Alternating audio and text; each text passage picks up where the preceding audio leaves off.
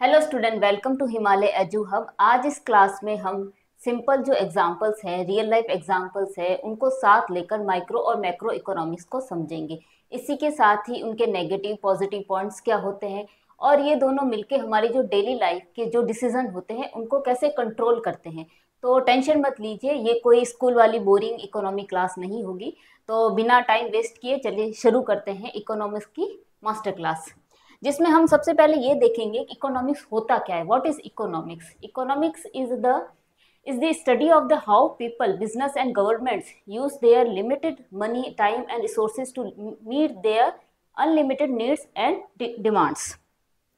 अब क्या होता है, जो लोग हैं, ठीक है, लोग हैं,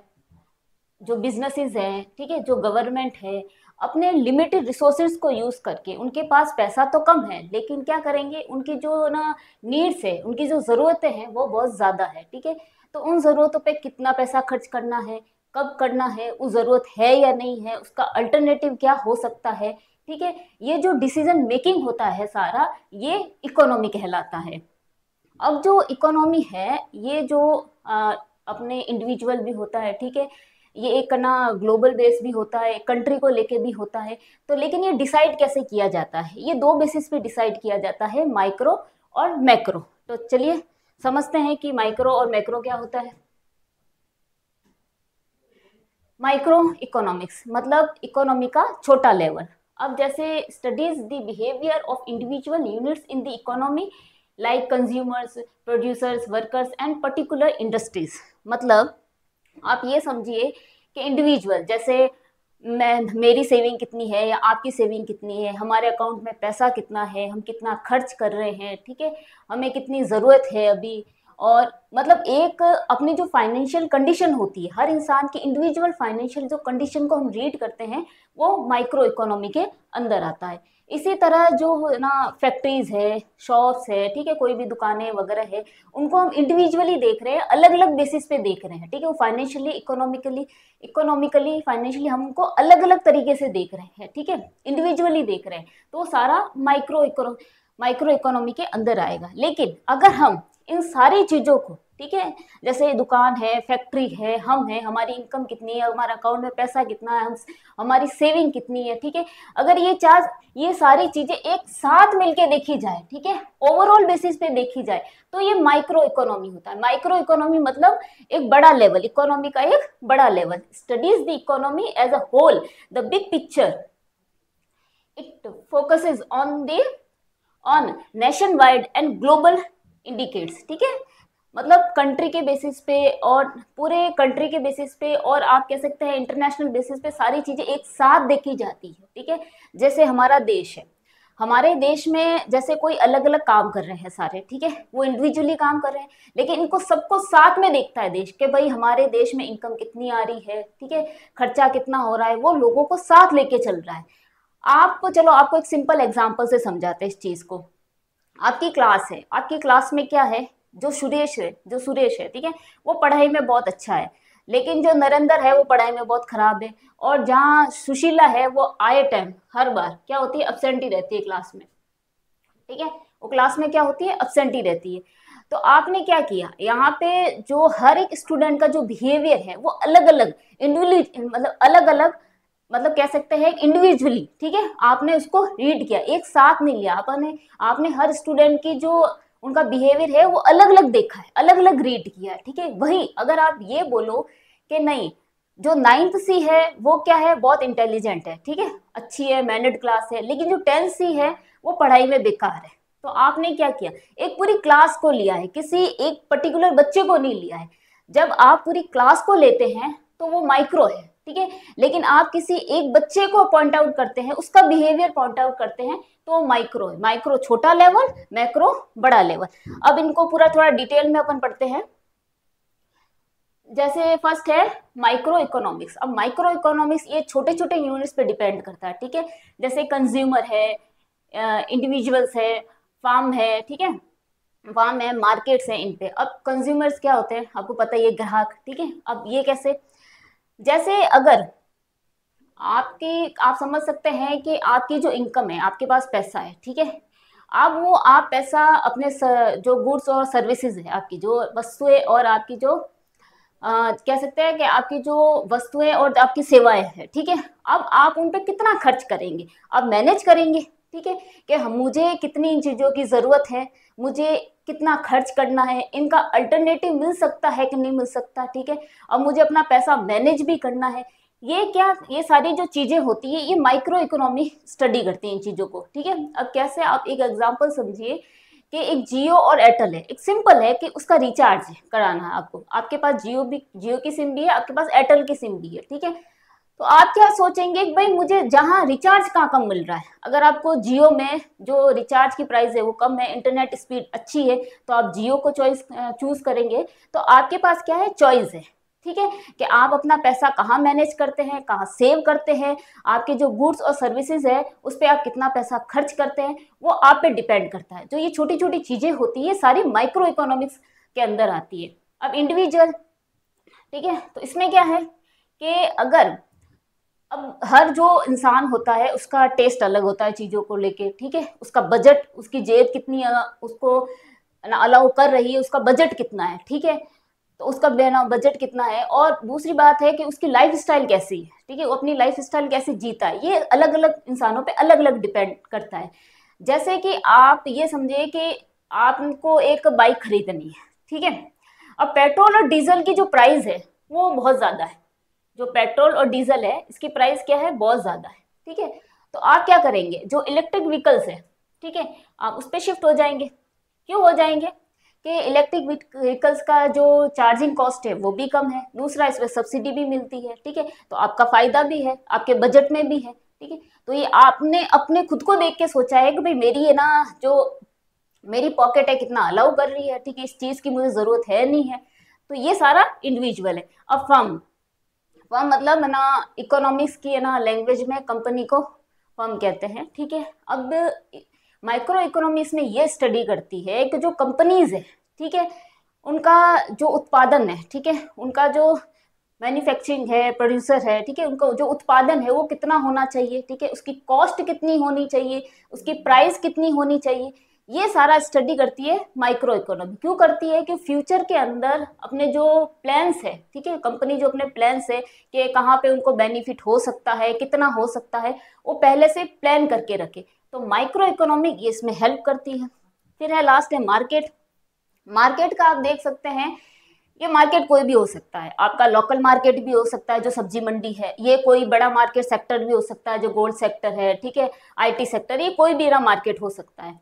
अब इसमें क्या होता है, आप लोकल मार्केट को ही एक बार लेके देखिए कि क्या होता है कि लोकल मार्केट में सब्जी मंडी है, ठीक है,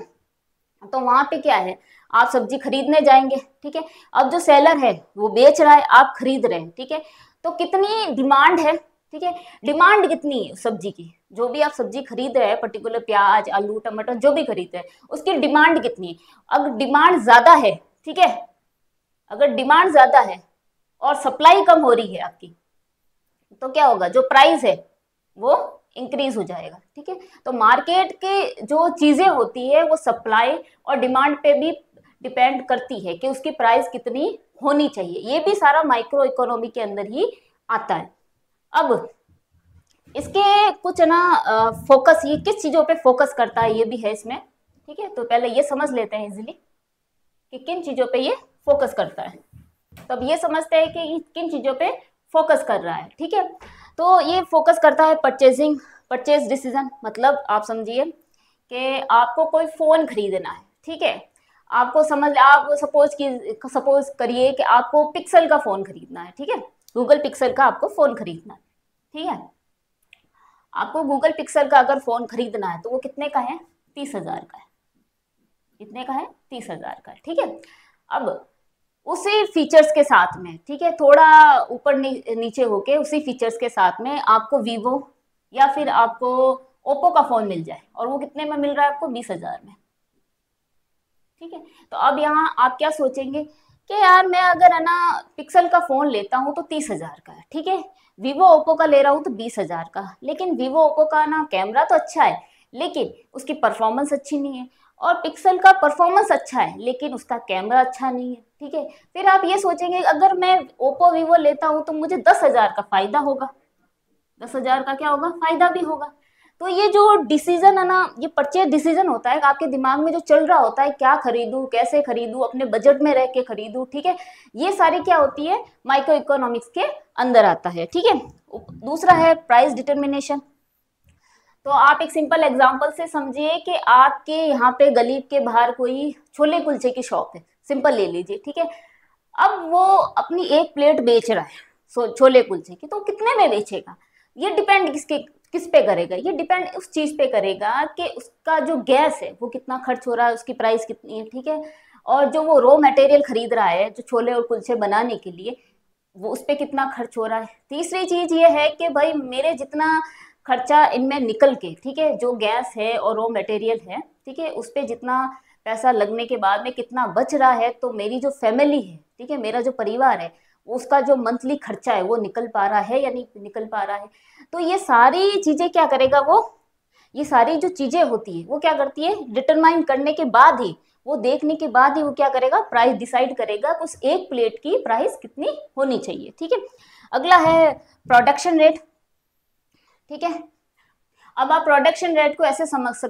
सकते हैं कि जो कोई कंपनी होती है या कोई छोटा बिजनेस भी आप मान लो, ठीक है,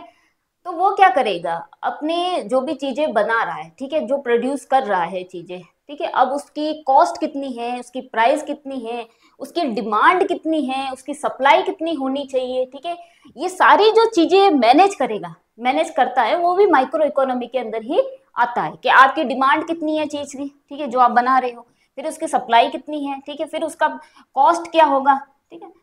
जो आप बना रहे हो, आप मैन्युफैक्चर कर रहे हो, वो कितना खर्चा आ रहा है, फिर आपको प्राइस कितना रखना है उस चीज का। तो ये सारा किस पे डिपेंड करेगा, ठीक है, ये डिपेंड करेगा प्रोडक्शन रेट पे, ठीक है। तो ये सारी जो चीजें होती है, ये भी स्टडी कौन करता है, माइक्रो इकोनॉमी करता है। चलो इसको रियल लाइफ एग्जांपल के साथ समझते हैं, जैसे प्राइजेस ड्यूरिंग सेल। तो आप एक समझिए कि जैसे आपके ऑनलाइन एप्स है, ठीक है, उस पे क्या हो रहा है कि एक कोई शर्ट है, वो आपको नॉर्मल डे में 1,000 रुपए में मिल रही है, ठीक है।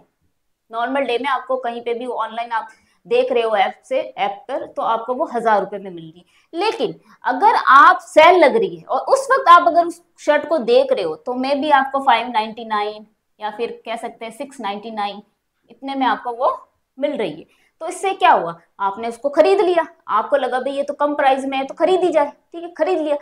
तो माइक्रो इकोनॉमी ये स्टडी करता है कि जब अगर प्राइस कम होती है,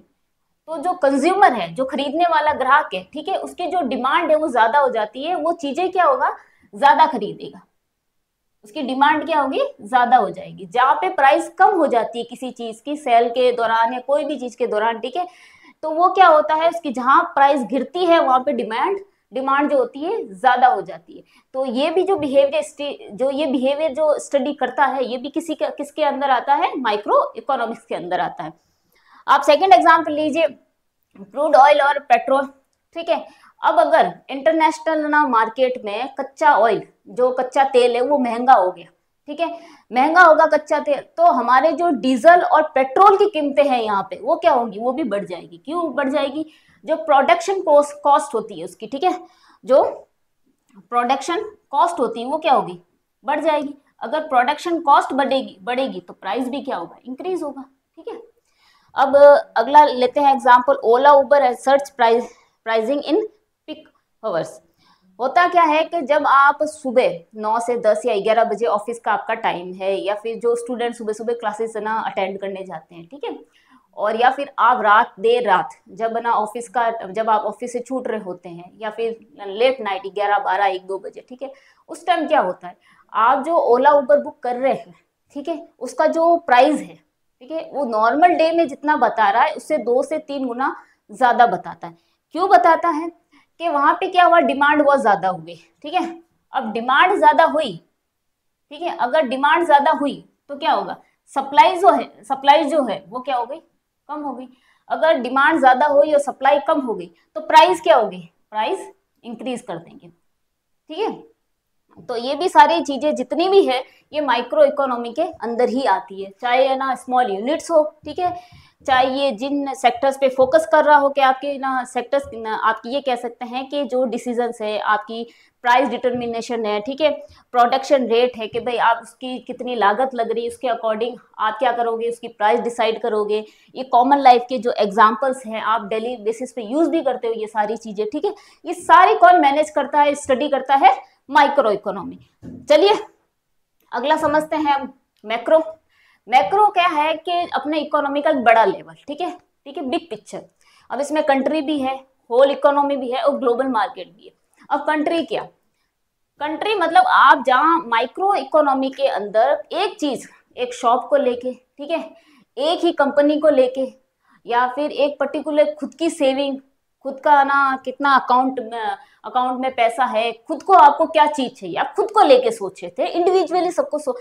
रख के अलग अलग सोचा जा रहा था और देखा जा रहा था। लेकिन कंट्री के अंदर क्या है, ये चीजें सब साथ में होती है, ठीक है, ये सारी चीजें एक साथ रख के देश के लिए सोचा जाता है, ठीक है। ऊपर से होल इकोनॉमी, ठीक है, जैसे कोई सेक्टर्स है, इंडस्ट्रीज है, अपने कोई भी आप सेक्टर मान लो, आईटी सेक्टर है, इंडस्ट्री सेक्टर है, ठीक है,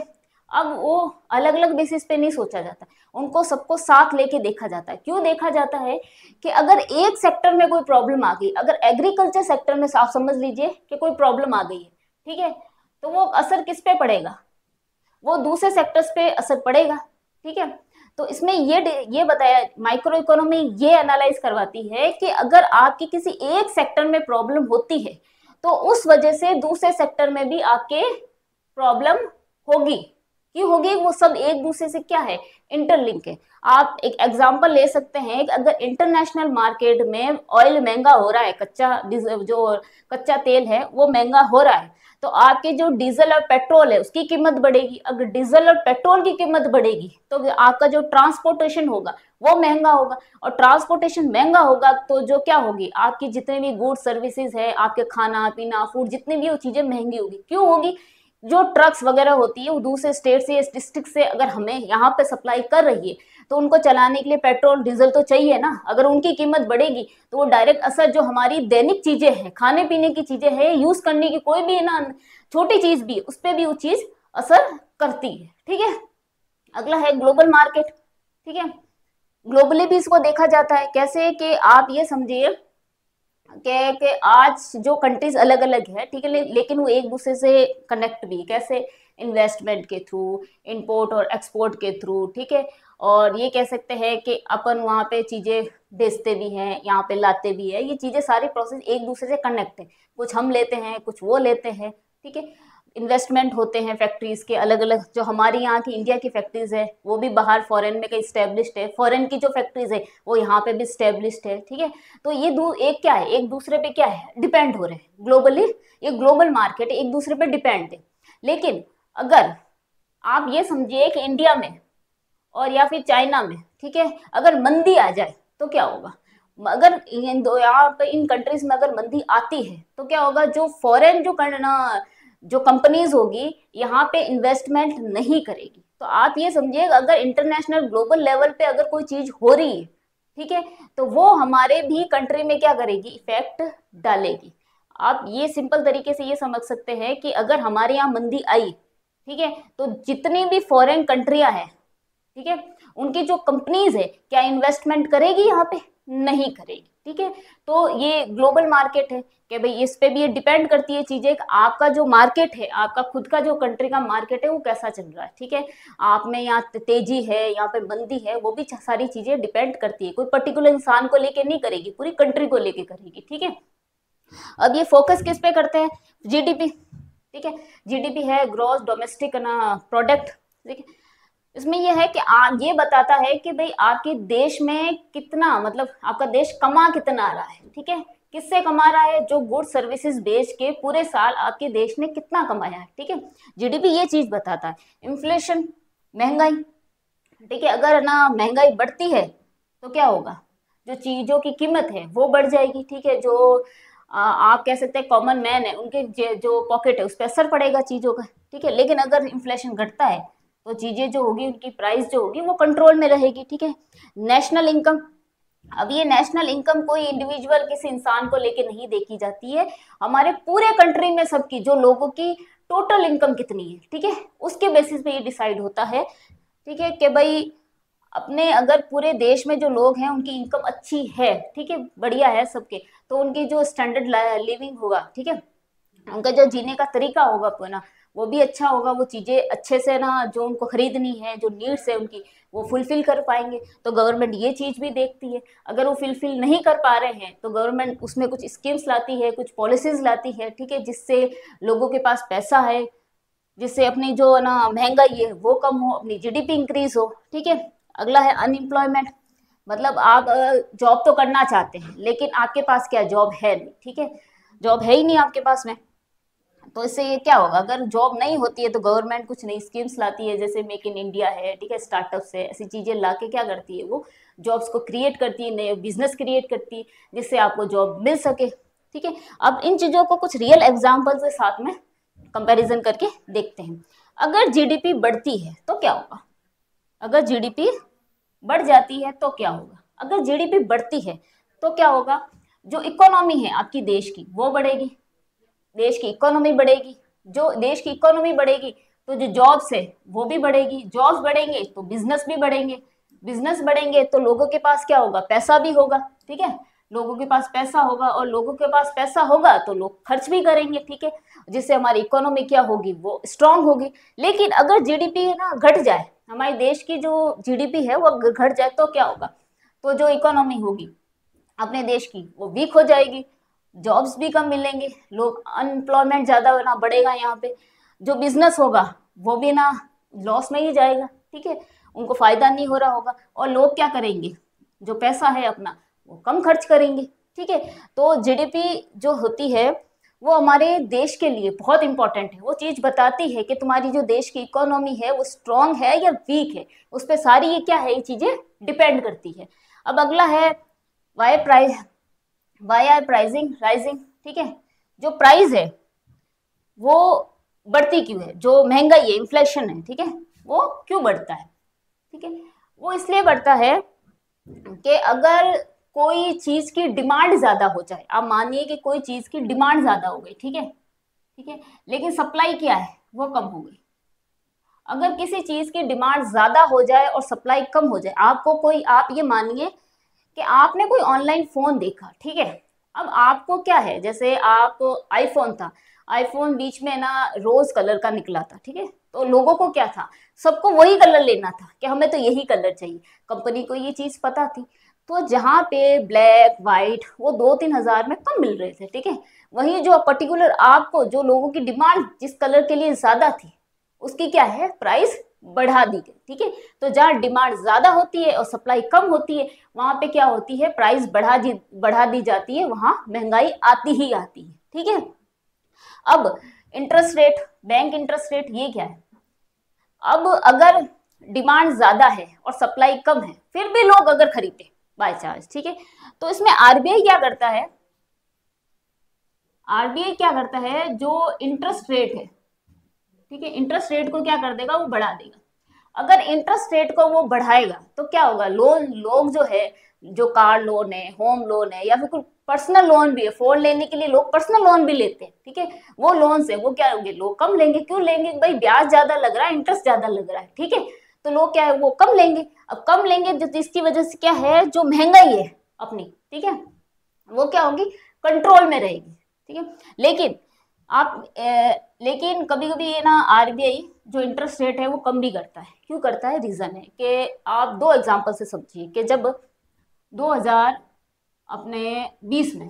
ठीक है, जब कोविड आया था तो उस टाइम क्या हुआ था, जो जितने भी बिजनेसेस वगैरह थे या फिर है ना जितने भी लोगों के काम थे, दुकानें थी, ठीक है, वो सारे ठप हो चुकी थी, ठीक है, आप कुछ भी नहीं हो रहा था, देश की जो जीडीपी है वो बिल्कुल गिर गई थी, इकोनॉमी बिल्कुल वीक हो चुकी थी, ठीक है। अब जैसे ही लॉकडाउन के बाद में ये फील हुआ गवर्नमेंट को, तब तो कुछ करना चाहिए, लोगों को बिजनेस के लिए पैसा चाहिए, दुकानों के लिए पैसा चाहिए, हर चीज के लिए, अगर आप कोई स्टार्टअप भी करोगे तो भी आपको पैसा चाहिए,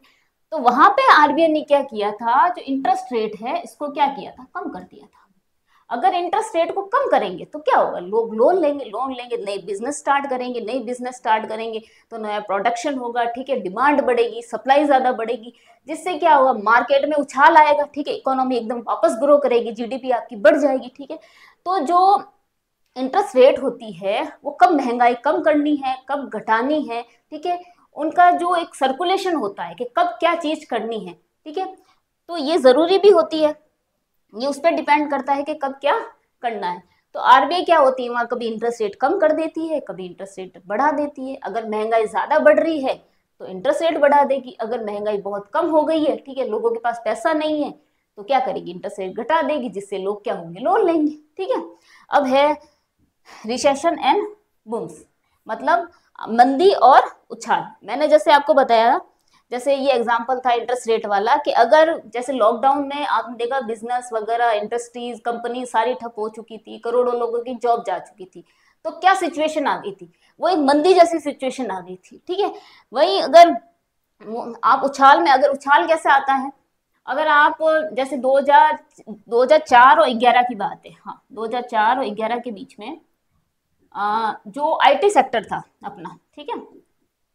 वो काफी ग्रो कर रहा था, ठीक है, वो एक्सपोर्ट ज्यादा कर रहा था, वो काफी ग्रो कर रहा था, जो फॉरेन जो कंट्रीज थी उनको ऑर्डर दे रही थी, ठीक है, जो यहाँ पे वो सॉफ्टवेयर वगैरह बनवा रही थी, ठीक है। तो इससे क्या होगा, जो फॉरेन का पैसा वो हमारी कंट्री में आ रहा था, अगर फॉरेन का पैसा हमारी कंट्री में आएगा, ठीक है, तो इससे क्या होगा, जो हमारी देश की जो जीडीपी है वो क्या होगी, जो देश की जीडीपी है वो क्या होगी, ग्रो करेगी। अगर देश की जीडीपी ग्रो करेगी तो सीधा सिंपल था, देश की अगर जीडीपी ग्रो करेगी तो ना आपका बिजनेस ग्रो करेगा, ठीक है, और लोगों के पास ना जॉब आएगी, लोगों के पास पैसा आएगा, लोगों के पास पैसा आएगा तो लोग खर्च करेंगे। मतलब आप समझ सकते हैं कि जो सारी चीजें हैं, चाहे कंट्री हो, चाहे होल इकोनॉमी हो, चाहे ग्लोबल मार्केट हो, ठीक है, जीडीपी हो, इन्फ्लेशन हो, नेशनल इनकम, अनएम्प्लॉयमेंट, ठीक है, इनका बढ़ना घटना, इंटरेस्ट रेट, ठीक है, मंदी, उछाल, ये सारी जो चीजें हैं, ये जो बना ओवरऑल जो ये चीजें हैं कंट्री की, ये सारी किसके अंदर आती है, ये सारी आती है माइक्रो इकोनॉमी के अंदर, ठीक है। तो माइक्रो इकोनॉमी क्या डिसाइड करता है कि इसका जो एक माइक्रो इकोनॉमी का जो एक अंदर का जो पॉइंट ये है कि आपकी जो देश की कितनी, ये ओवरऑल को देख के चलता है, ठीक है, ये किसी एक इंसान को लेके कि भाई उसकी सेविंग कितनी है, किसी कंपनी को लेके, ठीक है, किसी एक पर्टिकुलर हॉस्पिटल या स्कूल को लेके भी नहीं चलता, वो इसकी से ना इनकम कितनी हो रही है और इसको ना नुकसान कितना ही, वो पूरे ओवरऑल को देखेगा, वो एक किसी पर्टिकुलर इंसान को नहीं देखता माइक्रो इकोनॉमी। तो ये सारी चीजें माइक्रो इकोनॉमी की है, ठीक है। तो अब ये सारी चीजें अच्छी भी नहीं है, सारी चीजें बुरी भी नहीं होती है, इनके कुछ प्रोज और कॉन्स भी होते हैं, वो हम देखते हैं, ठीक है। जैसे माइक्रो इकोनॉमी के प्रोज और कॉन्स, नेगेटिव और पॉजिटिव पॉइंट्स। अब इसके पॉजिटिव पॉइंट्स क्या है, helps consumers make better choice, मतलब अगर कोई सेल लगी है, ठीक है, मैंने जैसे आपको समझाया था, कोई सेल लगी हुई है या फिर आपको कहाँ पे बेनिफिट हो रहा है, ठीक है, आप अगर एक मोबाइल खरीद रहे हैं तो उसके सारे फीचर एक सस्ती रेट में किसी दूसरे मोबाइल में वो मिल पा रहे हैं कि नहीं मिल पा रहे, आपके पास हर चीज की चॉइस होती है, आपके पास सब्जी की भी चॉइस होती है कि कहाँ आपको सस्ती मिल रही है, कहाँ आपको महंगी मिल रही है, आप अपने अकॉर्डिंग उसको ना बेटर आप चॉइस कर सकते हैं मुझे कौन सी चीज चाहिए, ठीक है। तो ये इसमें हेल्प करता है। दूसरा है इसका इंक्रेजेस हेल्दी मार्केट कंपटीशन, ठीक है, जो कंपनीज होती है, अब क्या करेगी कंपनीज, एक दूसरे से कम्पीट करेगी, कम्पीट क्यों करेगी, अगर दो कंपनीज है, कोई सॉफ्टवेयर बनाती है, तो अगर एक सॉफ्टवेयर अच्छा बना रही है, ठीक है, तो दूसरी भी बना रही है, तो ये दोनों क्या सोचेगी कि हम बेटर कौन बनाएगा, अब जो सॉफ्टवेयर बेटर बनाएगा, जिसकी जो क्वालिटी है जो वो भी अच्छी रहेगी, ठीक है, और जो प्राइस है वो कम रहेगी, तो लोग किसको खरीदेंगे, उसी को खरीदेंगे। जैसे आप एक सिंपल लीजिए कि दो शॉप है, कोई बर्गर शॉप है दोनों, ठीक है, अब आसपास दोनों को शॉप है, ये भी बर्गर बना रहा है, ये भी बर्गर बना रहा है, तो अब इन दोनों में क्या होगा, होड़ लगी हुई होगी, कंपटीशन लगा हुआ होगा कि बेटर बर्गर कौन बनाएगा। अब जो बेटर बर्गर बना रहा है, जो उसकी प्राइस भी कम रख रहा है, ठीक है, अच्छी प्राइस पे आपको सेल कर रहा है, तो ग्राहक जो कंज्यूमर होगा वो किसके पास जाएगा, इसी के पास ही जाएगा, ठीक है, और जो आपको क्वालिटी है वो भी अच्छी मिल रही है, तो आपको इससे क्या फायदा होगा, आपको प्राइस कम मिलेगी और आपको जो प्रोडक्ट की है वो क्वालिटी भी अच्छी मिलेगी, और आपके पास चॉइस भी होगी कि आपको लेना क्या है। फिर है helps plan producers and small businesses, अब ये इसमें भी हेल्प करता है। अब जो माइक्रो इकोनॉमी होता है ये डिमांड, सप्लाई, कॉस्ट, प्राइस, ठीक है, ये जो चीज़ों की डिमांड कितनी है, सप्लाई कितनी है, उसकी कॉस्ट कितनी लग रही है, ठीक है, उसके अकॉर्डिंग उसकी प्राइस डिसाइड करता है। तो जो बड़ी कंपनीज होती हैं, जो छोटे बिजनेसेस होते हैं, ठीक है, उनको पहले ही आइडिया होता है कि मार्केट में किस चीज़ की डिमांड चल रही है। जैसे विंटर का अगर सीजन है, ठीक है, विंटर का अगर सीजन है तो उसमें क्या होगा, उसमें जो जैकेट्स है, जो जैकेट हम पहनते हैं सर्दियों के, ठीक है, स्वेटर जैकेट है, उनकी डिमांड ज्यादा होगी। तो ये जो स्मॉल बिजनेसेस हैं उनको ये चीज पता है कि भाई उस वक्त ये चीजों की जरूरत ज्यादा होगी, तो ये पहले से स्टॉक बना के रखेंगे, ठीक है। और अगला है फाउंडेशन फॉर गवर्नमेंट्स पॉलिसीज। अब ये क्या हेल्प करता है, ये भी हेल्प करता है, जो गवर्नमेंट है वो माइक्रो इकोनॉमी को स्टडी करके जो अपनी पॉलिसीज होती है, ठीक है, उनको स्टेब्लिश करती है, बना मतलब उनको लागू करती है। अगला है इसका फाउंडेशन फॉर गवर्नमेंट पॉलिसीज। अब क्या है, जैसे माइक्रो इकोनॉमी गवर्नमेंट को ये हेल्प करती है कि ये डाटा प्रोवाइड करती है, इसको हेल्प मतलब डाटा देके ये हेल्प प्रोवाइड करती है कि जो अपने लोग हैं, ठीक है, जो स्मॉल बिजनेसेस है, कंपनीज है, लोगों के पास पैसा है या नहीं है, ठीक है, अब कितना पैसा है, उनको नुकसान हो रहा है, फायदा हो रहा है, लोगों की लाइफ अच्छी कट रही है या नहीं कट रही है, चीज़ों की जो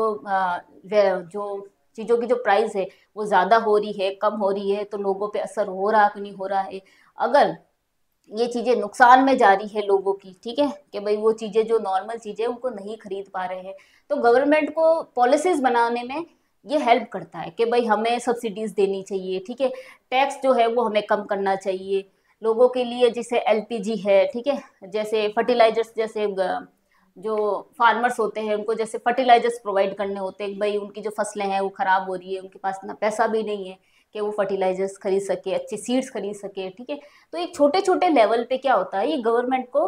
ना हेल्प करती है कि भाई आप जो पॉलिसीज बना रहे हो, ठीक है, वो किस अकॉर्डिंग आपको बनानी चाहिए, ठीक है। उसके अलावा ड्राइव्स ड्राइव्स इनोवेशन स्टार्टअप से, अभी ये क्या हेल्प करता है कि आपको नए जो कंपनीज हैं उनको ये बताता है कि भाई लोगों की डिमांड क्या है अभी, ठीक है, लोगों को अभी क्या चाहिए, आप कौन से नए स्टार्टअप्स अभी स्टार्ट कर सकते हैं। जैसे अगर अपन स्टूडेंट्स हैं, ठीक है, कोई स्टूडेंट्स है, कोई ऑफिस जाने वाले हैं, तो अब क्या होगा, उनके पास खाना बनाने के लिए टाइम होता नहीं होता, वो देर रात को घर पे आते हैं, ठीक है, तो अब क्या वो रात को वहाँ जाके बाहर जाके खाना भी नहीं खाना चाहते, ठीक है, उनको ये होता है कि कोई यहाँ खाना दे के चला जाए। तो कंपनीज जो है उन्होंने ये चीज सोची कि यार ये तो जो लोग हैं, जो कस्टमर्स हैं, उनको ये डिमांड है इन चीजों की, तो उन्होंने क्या किया, जोमेटो, स्विगी जैसे जो है ना एप्स है, जो कंपनियां हैं, ऐसे ऐप्स बनाए, ठीक है, आप अपने मोबाइल में क्या कीजिए, इनको डाउनलोड कीजिए और आप ऑर्डर कीजिए, 30 मिनट में आप जहाँ से ऑर्डर करेंगे वो आपको दे के चला जाएगा। तो ये इसमें भी हेल्प करता है, ठीक है, नए स्टार्टअप्स भी इससे ओपन हो रहे हैं, इससे जो ना अनएम्प्लॉयमेंट है वो भी खत्म होगा, जो जॉब्स है वो भी क्रिएट होगी, ठीक है। लेकिन इसके कुछ नेगेटिव पॉइंट्स भी है, जिसमें लीड्स मार्केट अनइक्विलिटी। अब होता क्या है कि जो माइक्रो इकोनॉमी है ये डिमांड, सप्लाई, ठीक है, और आपके पास ना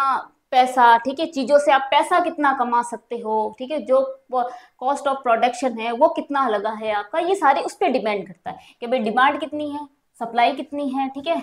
आपकी जो कॉस्ट है वो कितनी लगी है, ठीक है, अब उसकी प्राइस कितनी होनी चाहिए, ये इन चीजों पे डिपेंड करता है। तो उससे क्या होता है कि अगर मार्केट के अंदर किसी चीज की प्राइस ज्यादा है, ठीक है, ज्यादा है, तो वो क्या होगा, जो जिनके पास पैसा है वो उस चीज को तो खरीद लेंगे, अब जिनके पास पैसा नहीं है क्या उस चीज को अफोर्ड कर पाएंगे, नहीं कर पाएंगे। आप सिंपल एग्जांपल लो कि कोई हॉस्पिटल भी है, प्राइवेट हॉस्पिटल है, ठीक है, वहां पे फैसिलिटी अच्छी होती है, आपका ट्रीटमेंट अच्छा होता है, लेकिन वहाँ पैसा ज्यादा लग रहा है। अब जिनके जो रिच क्लास है, एलाइड क्लास है, ठीक है, जिनके पास पैसा है वो तो जाके इलाज करवा देगी, लेकिन जो मिडिल क्लास है या जो गरीब आदमी है क्या वो वहां जाके करा पाएगा, नहीं करा पाएगा। तो ये वो चीज नहीं, माइक्रो इकोनॉमी के अंदर वो चीज नहीं देखी जाती, उसमें ये चीज देखी जाती है कि आपका फायदा कितना हो रहा है, ठीक है, आप कम प्राइस रख के भी जो मिडिल क्लास है और जो अपने गरीब लोग हैं वो भी अगर प्राइस कम हो प्राइवेट हॉस्पिटल में तो वो भी इलाज करवा सकते हैं, लेकिन वो नहीं रखते, क्यों, कि भाई उनको तो अपना फायदा चाहिए, पैसा है तो करवाओ, नहीं है तो मत करवाओ, तो वो जाते हैं गवर्नमेंट हॉस्पिटल। गवर्नमेंट हॉस्पिटल के हालात आपको पता ही है कि कितना अच्छा ट्रीटमेंट होता है वहाँ। फिर अगला है possibility of exploitation and hoardings. अब इसमें क्या होता है कि जो ट्रेडर्स होते हैं, जो व्यापारी होते हैं, वो क्या करते हैं कि अपने जो, जैसे आप प्याज और ना टमाटर ही मान लो, वो क्या करते हैं, स्टॉक करके रख देते हैं, ठीक है। वो बाहर निकालते नहीं, वो जानबूझ के नहीं निकालते हैं, वो स्टॉक करके रख देते हैं। जिससे क्या होगा, जिससे जो मार्केट है उसमें उसकी क्या होगी, डिमांड बढ़ेगी। और अगर मार्केट में डिमांड बढ़ रही है और सप्लाई कम हो रही है, तो क्या होगा, जो प्राइस है वो इंक्रीज होगी। तो वो अपने फायदे के लिए, ठीक है, उनको प्राइस इंक्रीज करनी है। जो 20 रुपए किलो प्याज है उनको 120 रुपए किलो बेचना है, ठीक है। तो वो क्या करेगी, स्टोर करके रख देगी थोड़े टाइम के लिए। अब पता है कि भाई मार्केट में वो चीज आ ही नहीं रही है, प्याज आ ही नहीं रहे, तो लोग क्या है, लोगों ना डिमांड, डिमांड ज्यादा है, डिमांड कम ज्यादा है, लेकिन वहां पे क्या, सप्लाई तो कम कर रहे हो आप। अब सप्लाई कम कर रहे हो तो आप कहोगे भाई है ना, कुछ प्याज है लेकिन ये 20 रुपए किलो नहीं है, तो 120 रुपए किलो है, तो लोग मजबूरी में खरीदेंगे। तो लोगों का क्या कर रहे हो आप, एक तरीके से तो आप शोषण ही कर रहे हो, ठीक है। तो आप जना उनको क्या करो, एक चीज में बांध रहे हो। अब आप मान लो कि आप रेगिस्तान के अंदर बैठे हो और वहां पे जो पानी की बोतल है आपको नॉर्मली यहाँ 20 रुपए की मिल जाती है, वहां आपको अगर 50 रुपए भी बोलेंगे आप लोगे। क्यों लोगे, कि भाई वहां पे डिमांड ज्यादा है लेकिन सप्लाई कम है, तो प्राइस जितनी वो मुंह मांगेंगे आप उतनी दोगे उनको, ठीक है। Neglect social welfare. अब इसमें क्या है कि जो माइक्रो इकोनॉमी है वो अपने प्रॉफिट के हिसाब से सोचती है, ठीक है। माइक्रो इकोनॉमी के अंदर प्रॉफिट के हिसाब से सोचा जाता है, इसमें सोशल वेलफेयर के अकॉर्डिंग कुछ नहीं सोचा जाता। जैसे कोई स्कूल है, ठीक है, अभी वहां पे क्या है कि जब प्राइवेट स्कूल है तो वहां पे जो गरीब या मिडिल क्लास है, बहुत लोअर मिडिल क्लास है, क्या वो अपने बच्चे को वहां पढ़ा पाएगा, नहीं पढ़ा पाएगा। क्यों, वहां पे फीस काफी ज्यादा है। क्या स्कूल वालों ने ये सोचा कि नहीं यार एक काम करते हैं कि भाई जो गरीब लोगों के बच्चे हैं, मिडिल क्लास के बच्चे, फीस हम थोड़ी रीजनेबल रखते हैं, ठीक है, तो ये भी क्या हो सकते हैं, इसमें एडमिशन ले सकते हैं, पढ़ सकते हैं, क्योंकि हर कोई चाहता है कि उसका जो बच्चा हो उसको एजुकेशन अच्छी मिले। लेकिन क्या प्राइवेट ना जो स्कूल से ये चीज सोचते नहीं सोचते, उनको अपना प्रॉफिट चाहिए होता है, ठीक है। फिर वो बेचते हैं गवर्नमेंट स्कूल में। गवर्नमेंट स्कूल में हालात ये है कि टीचर भी टाइम पे नहीं आते, पढ़ाई की तो दूर की बात है। फिर है अगला है सर्च प्राइसिंग हर्ट कस्टमर्स। अब क्या होता है जी, ओला उबर है, ये क्या करते हैं, जब ना जैसे सुबह का टाइम है, जैसे देर रात का टाइम है, ठीक है, लेट नाइट का टाइम है, उस टाइम क्या होता है, अपनी जो प्राइस होती है वो बढ़ा देती है। क्यों प्राइस क्यों बढ़ाती है, कि डिमांड ज्यादा होती है उस टाइम, ठीक है, सप्लाई कम होती है, डिमांड ज्यादा है, सप्लाई कम है, तो वो प्राइस को बढ़ा देगी। और अगर डिमांड ज्यादा भी, अगर डिमांड सप्लाई ज्यादा भी होती है ना, तो अभी वो प्राइस को बढ़ा देती है। ये हर बार होता है, चाहे वहां पे कितने भी ओला उबर ड्राइवर खड़े हो, ठीक है, भले रात का भी टाइम हो। ये मोस्टली अभी ये चीजें, पहले तो ये चीज इसलिए स्टार्ट की गई थी कि भाई अगर डिमांड ज्यादा हो, वहां पे सप्लाई कम है, तो हम प्राइस ज्यादा बढ़ाएंगे, ठीक है। लेकिन जो क्या हो, जो ओला उबर के ड्राइवर हो उनके पास चॉइस रहे। लेकिन अब तो ऐसा हो गया है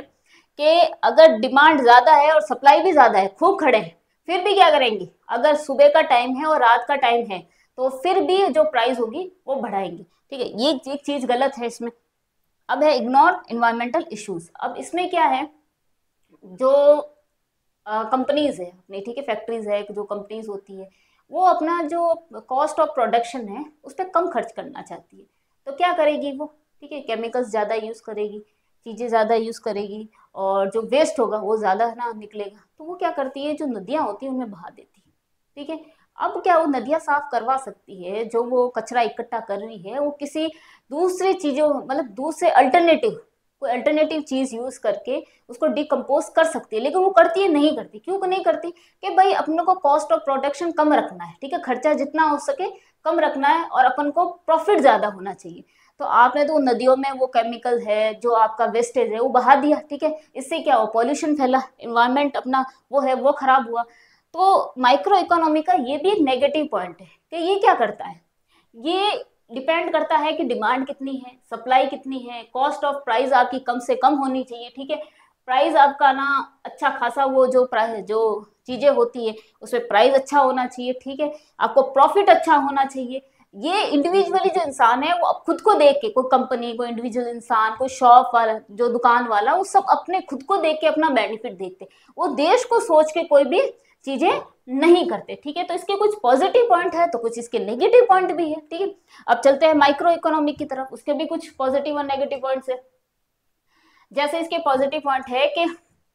प्राइस स्टेबिलिटी, इन्फ्लेशन कंट्रोल। अब इसमें क्या होता है, जैसे मैंने आरबीआई वाला आपको बताया था एग्जांपल, ठीक है, जिसमें आरबीआई क्या करती है, आरबीआई इंटरेस्ट रेट को अगर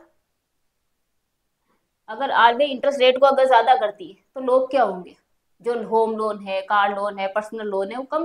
कम लेंगे तो मार्केट में जो पैसा है वो कम सर्कुलेट होगा, जो महंगाई है वो स्थिर हो जाएगी, स्टेबल हो जाएगी, ठीक है। और आरबीआई अगर क्या करती है कि अगर इंटरेस्ट रेट को बढ़ा दे, इंटरेस्ट रेट को अगर घटा दे, ठीक है, इंटरेस्ट रेट को अगर घटा दे तो जिससे क्या होगा, होम लोन जो है, आपके कार लोन, पर्सनल लोन है, आप लोगे और बिजनेस भी ना, नए नए बिजनेस स्टार्ट होंगे, ठीक है, नए नए स्टार्टअप स्टार्ट होंगे, मार्केट में पैसा सर्कुलेट होगा तो मार्केट में उछाल भी आएगा। तो ये डिपेंड करता है कि कब आपको ना इंटरेस्ट रेट बढ़ानी है, कब घटानी है। ये जब डिपेंड करता है कि मार्केट में महंगाई ज्यादा हो रही है या महंगाई कम हो रही है। अगर महंगाई ज्यादा हो रही है तो इंटरेस्ट रेट को बढ़ा दीजिए, महंगाई कम हो रही है तो इंटरेस्ट रेट को घटा दीजिए, ठीक है। और क्या हेल्प करता है, ये helps in planning economic growth, जो इकोनॉमी को ग्रो करने में, जैसे जीडीपी है अपनी, ठीक है, आपने जीडीपी वाला पढ़ा था कि जीडीपी क्या बताती है कि देश कितना कमा रहा है, ठीक है, अगर अपने गुड्स और सर्विसेज बेच के देश कितना कमा रहा है, इससे क्या होगा, जो जॉब्स है वो इंक्रीज होगी, ठीक है, अनएम्प्लॉयमेंट खत्म होगा और लोगों के जो बिजनेस है वो अच्छे खासे चलेंगे और लोगों के पास पैसा होगा और लोग खर्च करेंगे, ठीक है, तो इसमें भी हेल्प करता है, ठीक है, ये भी हेल्प करता है। अगला है रिड्यूस अनएम्प्लॉयमेंट, तो अगर जीडीपी बढ़ेगी तो अनएम्प्लॉयमेंट क्या होगा, वो भी खत्म होगा। देश में अगर इकोनॉमी आपकी स्ट्रांग हो रही है, ठीक है, तो उससे क्या होगा, आपको जॉब्स ज्यादा मिलेगी। फोर्थ है गाइड्स टैक्सेशन एंड बजटिंग। अब ये टैक्स और जो बजट अपना डिसाइड होता है, ये उस माइक्रो इकोनॉमी उसमें भी हेल्प करता है। कैसे कि भाई अपने जो जीडीपी है देश की, ये सारा इस पर डिपेंड हो रहा है कि देश की जो जीडीपी है, ठीक है, वो बढ़ रही है या घट रही है। अगर देश की जीडीपी घट रही है तो लोगों के पास मतलब पैसा कम है, अगर लोगों के पास पैसा कम है तो आप टैक्स में रिलीफ दीजिए, ठीक है, जो बजट आप घोषित कर रहे हैं उसमें टैक्स आप कम करिए। अगर टैक्स कम करेंगे तो लोगों के पास पैसा रहेगा, लोगों के पास पैसा रहेगा तो लोग खर्च करेंगे, जिससे धीरे धीरे जो हमारी इकोनॉमी है वो वापस स्टेबल होगी। अगला है इंटरनेशनल ट्रेड एंड एफडीआई, ठीक है। अब जो दूसरी जो देश के जो इंटरनेशनल जो व्यापार करते हैं, जो एक्सपोर्ट करते हैं, इंपोर्ट करते हैं, ठीक है, उसको बैलेंस करता है ये। दूसरा ये है कि जो फॉरेन की ना जो कंपनीज है, ठीक है, उनको अट्रैक्ट करता है कि भाई आप हमारे यहाँ पे क्या करो, अपनी कंपनीज को स्टेब्लिश करो। कैसे अट्रैक्ट करता है, गवर्नमेंट उनको सब्सिडीज देती है, टैक्स में रिलीफ देती है, ठीक है, तो उससे क्या होगा, जो फॉरेन की कंट्रीज है वो यहाँ आके अपना बिजनेस करेगी, यहाँ पे अपनी कंपनी को स्टैब्लिश करेगी, कंपनी को स्टैब्लिश करेगी तो जिस उससे क्या होगा, अपना जो एम्प्लॉयमेंट है वो भी बढ़ेगा, ठीक है। तो ये सारी चीजें क्या होती है, एक दूसरे से इंटरलिंक होती है। अब आते हैं कि इसके कुछ नेगेटिव पॉइंट्स भी होते हैं, पॉजिटिव भी नहीं है सारे, ठीक है। दूसरा है पॉलिसीज में नॉट बेनिफिट एवरीवन। अब इसमें जो पॉलिसीज बनाई जाती है वो सबके लिए फायदेमंद नहीं होती। कैसे नहीं होती, अब ये क्वेश्चन होगा कैसे नहीं होता, ये है कि अगर गवर्नमेंट, जैसे आप एक सिंपल एग्जांपल लीजिए, जैसे गैस फ्री कर रही है, राशन दे रही है, सब्सिडीज दे रही है, ठीक है, जो फर्टिलाइजर्स देती है फार्मर्स को, तो उसमें होता क्या है, अब कुछ चीजें जिनके पास पहुंचनी चाहिए, रियली में जिनको ये चीजें मिलनी चाहिए, क्या उनको मिल पाती है, ग्राउंड लेवल पे नहीं मिल पाती, ठीक है, रेयर ही लोगों को मिल पाती है, और जिनको मिलती है उनको जरूरत नहीं होती, ठीक है। तो इसमें माइक्रो इकोनॉमी क्या है, वो पूरे देश को लेके ना सोच रहे होते हैं, ठीक है। अगर आप पूरे देश को लेके सोचे, किसी इंडिविजुअल को आपको थोड़ी टारगेट कर रहे हो, ठीक है, तो उसमें क्या होती है, जो बेनिफिट होता है वो जो अपना जो नागरिक है, यहाँ का सिटीजन है, वो हर किसी के पास नहीं पहुंच पाता है, लेकिन एक ना बड़े लेवल पे कह रहे हैं कि आपको पॉलिसीज अगर आप बना रहे हो तो ऐसा नहीं 100% आपके पूरे देश के जितने सिटीजन है उनके पास पहुंचेगा, ऐसा नहीं होता है, ठीक है। अब है global shocks and can hit hard. अब ये है कि आप मानिए कि रशिया और यूक्रेन का युद्ध चल रहा है और वहां पे कच्चा तेल है वो महंगा हो गया। अब कच्चा तेल अगर महंगा होगा तो यहाँ पे क्या होगा, यहाँ पे भी डीजल और जो अपना पेट्रोल है उसकी जो कॉस्ट ऑफ प्रोडक्शन है वो बढ़ेगी। अगर कॉस्ट ऑफ प्रोडक्शन बढ़ेगी तो ट्रांसपोर्ट होगा, जो ट्रांसपोर्ट की रेट जो होगा वो भी महंगा होगा। अगर ट्रांसपोर्ट महंगा होगा तो वो सीधा असर किस पे डालता है, जो हमारी कॉमन चीजें, अगर मैंने आपको बताया था जैसे दूसरे स्टेट या डिस्ट्रिक्ट से अपन यहाँ पे कोई चीजें आ रही है अपने खाने पीने की या कोई भी चीजें आ रही है, ठीक है, तो वो ट्रक के थ्रू ही आएगी, उसमें डीजल और पेट्रोल के थ्रू ही वो चलता है, ठीक है। अगर वही महंगा हो गया तो ये चीजें इस पे भी असर करेगी, हमारी जो दैनिक चीजें हैं सारी उसमें भी ये चीजें डायरेक्ट असर करती है। तीसरा है डिफिकल्ट इम्प्लीमेंटेशन। अब आप कोई ना पॉलिसीज बनाते हो, ठीक है, बना तो आपने दी, लेकिन उसको ग्राउंड लेवल पे जब आप जमीनी तौर पे स्टेब्लिश करते हो तो वो नहीं हो पाती। कैसे, एक एग्जांपल आप लेते हैं जैसे एमएसएमई। अब इसमें ये क्यों ना ये जो पॉलिसी क्यों दी गई थी कि जो छोटे छोटे बिजनेसेस हैं, ठीक है, लोकल बिजनेस है वगैरह है, उनको इजीली लोन प्रोवाइड कर सके, कम रेट पे कर सके, ठीक है, जिससे क्या होगा, जिससे उनके जो बिजनेस है वो इजीली वो रन कर पाएंगे, उनके पास पैसा होगा, ठीक है, और देश भी, छोटी छोटी चीजों से ही देश भी ग्रो करता है। लेकिन क्या ये पॉलिसी जो बनाई गई थी कम लोन के लिए, ठीक है, जो छोटे छोटे जो बिजनेसेस है, ठीक है, जो बिजनेसमैन होते हैं उनको देने के लिए ये जो पॉलिसी बनाई गई थी, क्या उनके पास 100% पहुंच पाई है? नहीं पहुंच पाई। क्यों नहीं पहुंच पाई? जो बीच वाले होते हैं, एक तो बैंक इजीली आपका कोई फाइल भी क्लियर नहीं करती है, ठीक है, दूसरा ये है कि जो बीच वाले होते हैं वो कहते हैं भाई हमें इतना परसेंट दो तो हम तुम्हारी फाइल क्लियर करें, क्योंकि करप्शन तो है, करप्शन तो हर जगह है, ठीक है। तो आप कोई पॉलिसी पॉलिसी आप इम्प्लीमेंट तो कर देते हैं, लेकिन वो 100% जो जमीनी तौर पे आपकी लागू नहीं हो पाती। तो आप क्या कर रहे हो, पूरे ओवरऑल को देख रहे हो, इंडिविजुअल को नहीं देख रहे हो, ठीक है, तो इसमें इसका ये भी नेगेटिव पॉइंट है। सो स्टूडेंट्स, जो अपनी माइक्रो और मैक्रो इकोनॉमी होती है, ये हमारी जो लाइफ है, ठीक है, ये दोनों हमारी लाइफ का हिस्सा है। चाहे आप अगर कोई शॉपिंग कर रहे हो, ठीक है, आप चाहे अगर कोई ईएमआई भर रहे हो, आप चाहे पेट्रोल भरवा रहे हो, आप चाहे न्यूज में जीडीपी घट रही है, बढ़ रही है, घट रही है, ये सुन रहे हो, एवरीथिंग इज इकोनॉमी, ठीक है। सो मिलते हैं अगली क्लास में। आई होप आपको ये वीडियो पसंद आया होगा। So stay curious and stay smart. Take care and good bye.